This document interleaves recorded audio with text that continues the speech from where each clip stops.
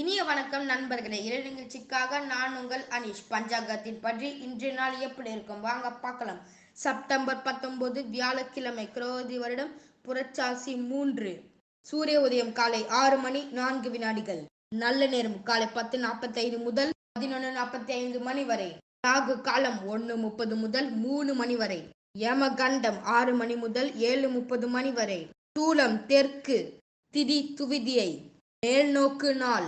இன்றைய வரிகள்: வாழ்க்கையில் வென்றவனுக்கும் தோற்றவனுக்கும் வரலாறு உண்டு. இன்றைய ராசி பலன்கள்: மேஷம் பகை, ரிஷபம் வெற்றி, மிதுனம் நன்மை, கடகம் போட்டி, சிம்மம் மென்மை, கன்னி புராட்சி, துலாம் நோய், விருச்சிகம் உயர்வு, தனுசு களிப்பு, மகரம் பாசம், கும்பம் அன்பு, மீனம் அமைதி. இன்றைய பதிவு தங்களுக்கு பிடித்திருக்கும் என்று நாங்கள் நம்புகிறோம். இன்றைய நாள் இனிய நாளாக அமைய வாழ்த்து.